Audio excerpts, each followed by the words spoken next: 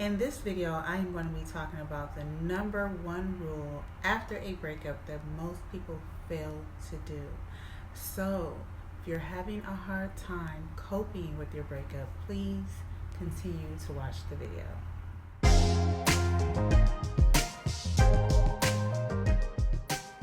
Hey everyone, my name is Rochelle. I am a relationship coach and healer, and I help people navigate through their relationships, heal relationship trauma, and attract love. So as mentioned, I am going to be sharing the number one thing that people fail to do after a breakup. But before we get into that, make sure that you like, comment, and subscribe. Share this video with anyone that's going through a breakup. Make sure you turn on your notification bell so you won't miss any videos that I upload. Now, most people been in relationships and it ended not so great. It ended not how they wanted. And sometimes it's hard for people to actually deal with it and to cope with it. Not being able to deal with the breakup, not being able to cope with it, it leads to us feeling depressed. It leads to us blaming ourselves. It leads to us feeling like we're alone, like we have no one. It leads to many negative things that continue to propel in our lives. So with this experience, I know how hard it can be, and I know, especially if it ended in a very bad breakup, a very toxic breakup, maybe you keep experiencing the same things over and over and you're just tired of it, you're overwhelmed, you don't know what to do. And I get it. I honestly get it, because I've been through this cycle of toxic relationships over and over and over again. And once I got out of one, I found myself back into another. Now, with that being said, the number one thing that people fail to do after a breakup is give themselves permission and allow themselves time and space to grieve. This is so crucial and so important, so you can begin to find yourself again. If you don't give yourself time to grieve, if you don't give yourself that time and space, you're going to be caught up in your mind. You're going to be caught up in the depression, and you're going to be feeling like you're not worthy, you're not good enough for better. You're going to feel like you can't find better, or you're going to find yourself blaming them or blaming yourself for it.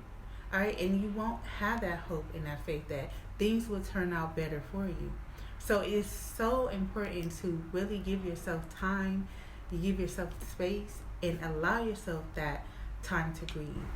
Now, I want to share some tips on how you can do this, how you can allow yourself time to grieve. One thing that I've done that worked is I journal. I journaled how I felt every single day I did this. I am not saying that this is something that you have to do, but I started to journal, and it helped me so much because I was able to reflect. I was able to see. I was able to find the root cause of the issue that I was having, not just from the breakup, but for me, it's because I was attracting the same type of relationships. But what I did realize after I began to write down in script how I felt that one reason why I was attracting the same type of relationships over and over is because I was not allowing that time for myself. I was not allowing to grieve. I was just keeping all of that in, and I would bring my baggage to a new relationship, which is not fair to the other person. And it just ends up being the same thing over and over again. So you have to look at what you are doing as well. And it's not to say that you're blaming yourself, but really taking that time out for yourself to reflect is so important, so that you can know some of the things that you may be creating, these habits that you're creating, that is causing you to attract relationships like this. Now, say like if this is your first time in a relationship that was toxic and it ended the way it ended, you still need to give yourself time. I see time and time again that people want to jump into a relationship right away. You don't want to do that. That's something that you don't want to do at all. People try to mask how they feel. They think that, oh, if I get into a new relationship, maybe I will forget about that person. I'll forget about all the things that they've done to me. I'll forget about the pain that I'm going through. In reality, you're not going to forget about that. You're not going to forget about that. Again, you're just going to be bringing your baggage into that new relationship. And it's not fair to the other person. So if you're having a hard time coping and or grieving through this process, try journaling. That's one tip I can say that you can do. Another tip is you want to start something new. You want to do something for yourself. All that focus and energy needs to be placed on you. Because remember, you're in a relationship. It was toxic. And when you're in a toxic relationship, guess what? You lose a part of yourself. You lose a part of yourself and you don't know who you are anymore. So now is a time for you to do something for you. Do something for yourself. What is it that you like to do? And sit down and really ask yourself that. What do I like to do? What do I want to do? What are some of the hobbies that I enjoy? Once you sit down and things start to come up for you, like, oh, I like to work out, or I like to dance, whatever the case is, start doing those things. Take it day by day. Do yoga class, whatever it is that's going to get you going, get you active, because you want to be active. And I'm not saying right off the bat that you need to do these things, because it is normal for a person when they end a relationship, they feel a little down.